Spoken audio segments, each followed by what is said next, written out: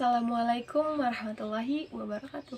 Halo ayah bunda di luar sana yang luar biasa untuk anaknya. Saya perkenalkan, saya Bulan Nabila Pratiwi NIM 203131089 dari program studi Pendidikan Islam Anak Usia Dini 2D YAIN Surakarta. Nah, di pembahasan kali ini saya akan memberikan parenting dalam membangun percaya diri anak cengeng.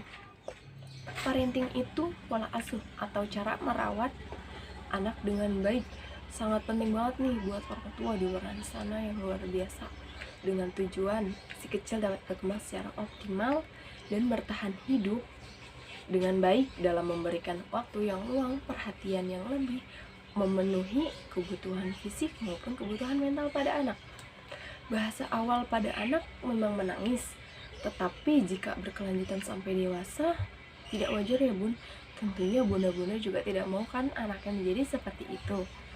Nah, anak menangis dan dikatakan wajar itu tuh sesuai dengan umurnya, karena itu bentuk cara mereka dalam berkomunikasi, merasa lelah, lapar, atau menahan atau menolak sesuatu maksudnya.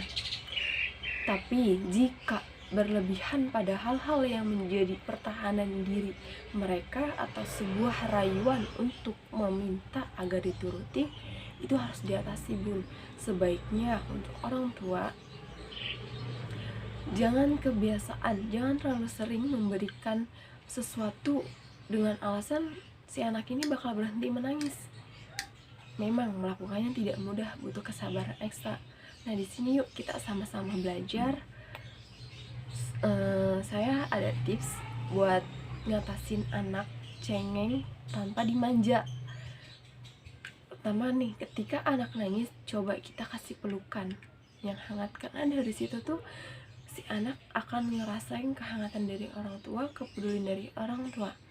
Nah, jika anak sudah tenang, coba kita ajak bicara dengan lembut tapi tegas. Misal, kamu maunya apa sayang? Kalau kamu kayak gini kan mama tidak mengerti. Nah, dari situ mereka akan belajar tuh cara menanggapinya. Terus ketiga, jika anak nangis nih di luar secara berlebihan, tentunya bunda-bunda jangan langsung memukul atau memarahi untuk menyuruhnya diam atau mengalihkan dengan memberikan sesuatu atas kemauan anak. Itu dimanja bun, jangan. Tentunya kalau dimanja itu anak kedepannya tuh akan ngerasa, oh ini cara ampuh mereka, oh ini cara ampuh buat selalu nurutin kemauan kita gitu.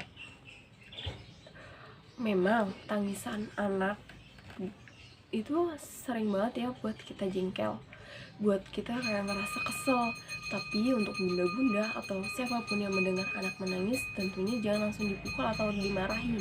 Menurut pakar parenting, Dr. Laura Marham, memarahi atau memberikan hukuman atas apa yang kita tuh tidak sukain sikap mereka, itu nantinya bakal jadi pembangkang anaknya loh bun. Coba deh kita cari tempat yang nyaman atau yang disukai anak buat tenangin si kecil, bukan amarah ya bun. Nah, terus ada lagi, anaknya rewel, anaknya nangis meminta sesuatu tapi sudah kita tidak izinkan. Nah, coba deh kita kasih pilihan. Misal, kalau malam itu jangan makan coklat, nanti sakit gigi loh.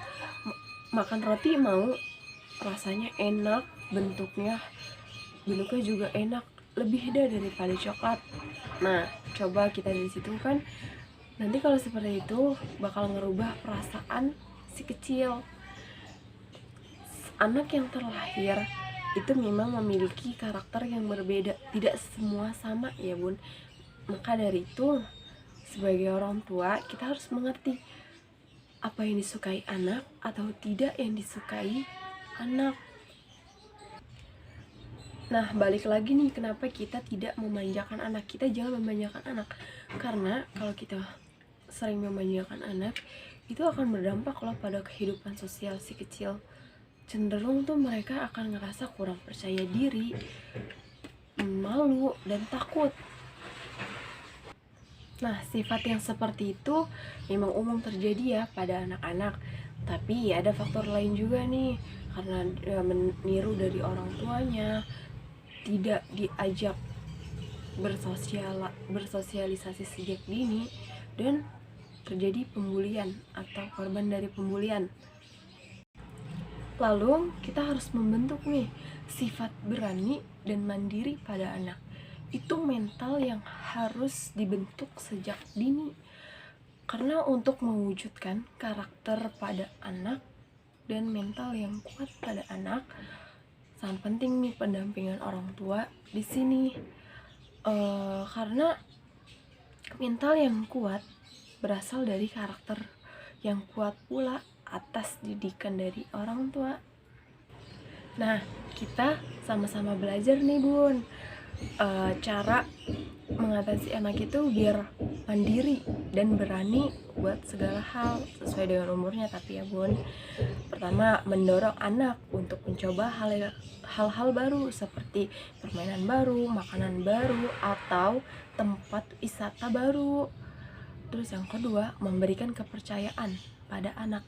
Misal mengambil makanan sendiri, makan sendiri, tapi itu sesuai dengan usianya ya Bun. Terus memberikan contoh kepada anak. Misal anak takut nih mencoba naik sepeda, kita orang tua harus mempraktekannya terlebih dahulu, baru anaknya, dan ingatkan untuk tetap hati-hati dan harus dalam awasan biar tidak jatuh anaknya Bun. Nah yang ketiga, jangan menakut-nakuti anak. Karena kan kita sering banget nih ketika kita sulit melarang, kita menakut-nakutinya kan. Itu karena anak nantinya bakal membentuk pikiran yang negatif dan jadi takut nantinya. Terus jangan katakan anak tidak bisa, kita harus katakan, wah kamu bisa nak, kamu pasti bisa melakukan ini.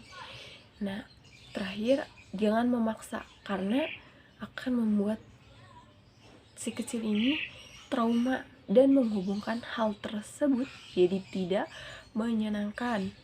Nah itu saja pemahaman dari saya. Kita sama-sama belajar ya Bun, kurang lebihnya mohon maaf. Wabillahi taufiq wal hidayah. Wassalamualaikum warahmatullahi wabarakatuh.